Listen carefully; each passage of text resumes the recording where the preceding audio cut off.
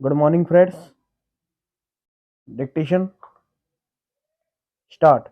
उपाध्यक्ष महोदय, तब उन लोगों को कुछ आशा हुई कि हम लोग भी उसी तरह चल सकते हैं जिस तरह से पहले चल रहे थे।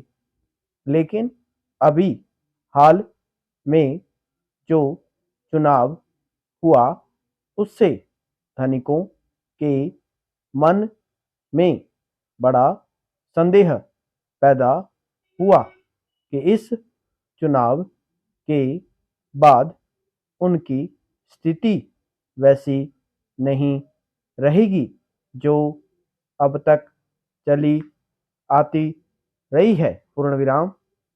गरीबों और अमीरों के बीच में अब तक जो बहुत बड़ा अंतर चला आ रहा था उसको अब तेजी से दूर करने का प्रयत्न किया जाएगा। पूर्ण विराम।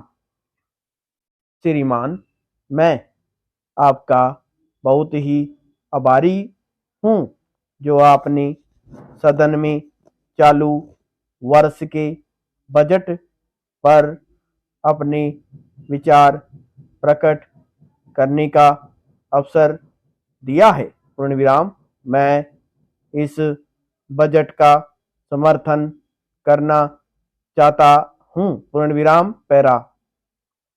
श्रीमान, मैं सबसे पहले अपने दल के नेता प्रधानमंत्री को इस बात के लिए बधाई देना चाहता हूँ कि उनके नेतृत्व में देश में कांग्रेस दल को स्पष्ट बहुमत मिला और इसके फलस्वरूप यहाँ पर केंद्र में एक ऐसी सरकार का गठन हुआ जो कि देश में वास्तव में समाजवाद लाना चाहती है। पूर्ण विराम।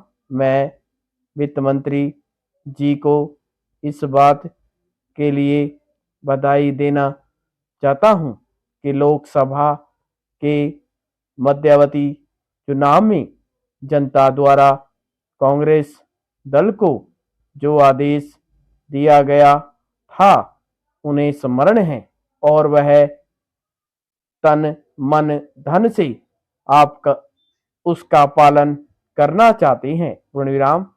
वह आदेश था देश में सामाजिक और आर्थिक विषमता दूर करने का, देश से गरीबी, बेकारी और बेरोजगारी को हटाने का और देश के जो पिछड़े हुए हिस्से हैं उनका पूरा विकास करने का। पूर्ण विराम।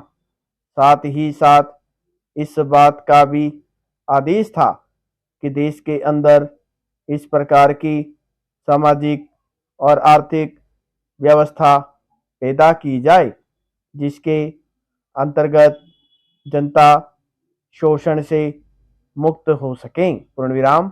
श्रीमान, यह ठीक है कि देश में कृषि के क्षेत्र में उत्पादन में वृद्धि हुई है, परंतु इसके साथ ही साथ यह भी दृष्टि में रखना चाहिए कि लागत में भी पूरी वृद्धि हुई है। पूर्ण विराम। इसके लिए आवश्यक है कि सिंचाई के साधन बढ़ाए जाएं और अधिक उन्नत बीजों का प्रयोग किया जाए। पूर्ण विराम। आज कृषकों को कृषि के यंत्र मिलने में बहुत कठिनाई हो रही है, जैसे छोटे छोटे ट्रैक्टरों का देश में बड़ा अभाव है। पूर्ण विराम। उनके बनाने के लिए शीघ्र नए कारखाने खोले जाएं जिससे